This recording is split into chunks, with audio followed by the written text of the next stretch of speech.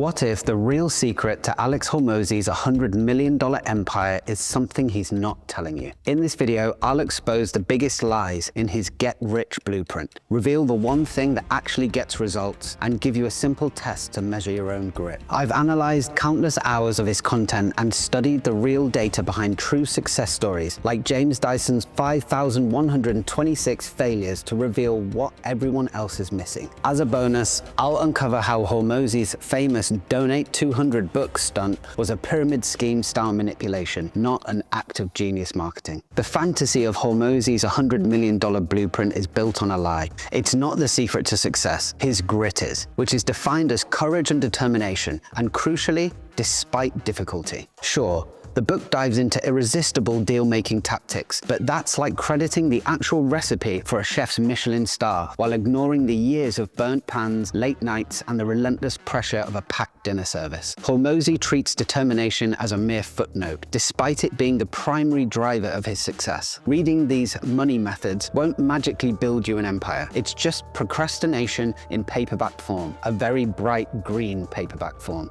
Action is the currency of wealth, while passive absorption, like reading this kind of book, is what leaves you broke. Now, moving on to the sleazy underbelly. Those no-brainer offers from Hormozi disciples reek of money-grabbing desperation. You know the type. Pitches designed to make you feel dumb for saying no, but your gut screams something is off. It's because the focus isn't actually on value. It's on extracting cash fast and using your product as a mere vessel. Speak to these folks and you'll feel like prey. The conversation isn't about the offer. It's a relentless hunt with your wallet as the prize. It's disappointing from someone who's achieved so much, but it echoes Andrew Tate's Hustlers University. It's a slick setup preying on young dreamers hungry for success, luring them into a meticulously crafted web designed to ensnare their wallet and turn inspiration, and in some cases desperation, into a quick buck. Let's dive into what really fueled Hormozi's $100 million deal, elements conspicuously absent from the book. He was in the right place, an industry clueless about tech marketing, at the right time, when Facebook ads were exploding but misunderstood.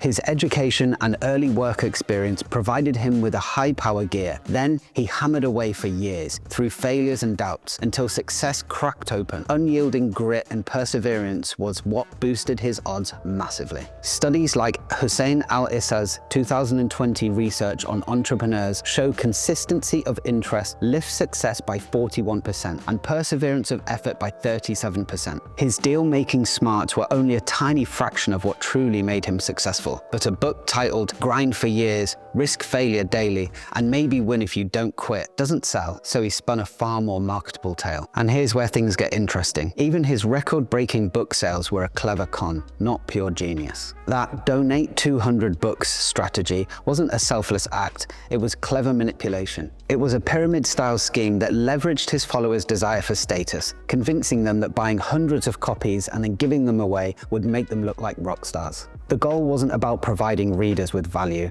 It was an inflating numbers game designed to rig the charts and crown himself the non-fiction sales king. It's a disappointing strategy where usefulness took a backseat to ego-boosting sales. A far cry from real icons like James Dyson, who earned his success by iterating through 5,126 vacuum prototypes, not reading sales books, but doing the damn work. The 10,000-hour rule from Anders Ericsson's study, popularized by Malcolm Gladwell, proves it. Expertise isn't born from shortcuts, but from deliberate practice. Dyson didn't just theorize, he prototyped relentlessly, and that's the grit gap Hormozi conveniently glosses over. If you've ever felt that sleazy sales vibe from these money models, you're not alone. Share your experience in the comments below. It helps us all spot these tactics. The real question is, do you have what it takes? Coming up is a real eye-opener, a simple test to find out for yourself.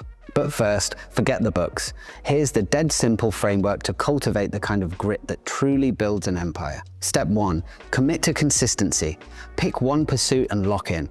Like Dyson's vacuum obsession. Research shows this alone amps success by 41%. Step 2, embrace perseverance. Push through the setbacks with daily effort. That 37% boost comes from not quitting when it hurts. Step 3, rack up hours. Aim for 10,000 of focused practice. In Anders Ericsson's original study, violinists proved it's quality reps that forge experts. Step 4, ditch distractions. Cut procrastination like book binging. Action trumps theory every time. Step 5. Assess your baseline. Now it's time to assess with the real test to gauge your own baseline and see if this path is for you. If this opened your eyes to the truth, hit that subscribe button. I drop weekly breakdowns that turn business hype into real strategies you can use. While Hormozi's success is undeniably impressive, he's sharp, driven, and has built an empire, but his morals are highly questionable. He's the Andrew Tate of business, luring eager beginners with flashy promises that mask a manipulative cash grab. If this lit a fire for you, check out my video on technical debt. It reveals more about hidden business traps you need to watch out for. All the links are in the description for grit studies and free resources on Ericsson's research. Now, as promised, here's Angela Duckworth's 12-question grit scale test. Answer honestly. The first 6 questions are on a 1 to 5 scale, where 1 equals not like me at all, and 5 equals very much like me. 1. I have overcome setbacks to conquer an important challenge. 2. Setbacks don't discourage me. 3. I'm a hard worker. 4. I finish whatever I begin. 5. I've achieved a goal that took years of work. 6. I'm diligent. Now, for the last 6 questions, score them backwards, where 1 equals very much like me, and 5 not like me at all. 7. New ideas and projects sometimes distract me from previous ones. 8. My interests change from year to year. 9. I've been obsessed with a certain idea or project for a short time, but later lost interest. 10. I often set a goal but later choose to pursue a different one. 11. I have difficulty maintaining my focus on projects that take more than a few months to complete. And 12. I become interested in new pursuits every few months. Now, add up all the points and divide by 12. The maximum is 5, extremely gritty, and the minimum 1, not gritty. If under 4, build grit before chasing Hormozi's models. They demand it. In this hustle era, winners build with grit. Skip the shortcuts or get left behind. If this video helped you out and you've got that one friend who's always falling for the next big thing, send them this video. Let's help them get on the right track with some success facts. Until next time.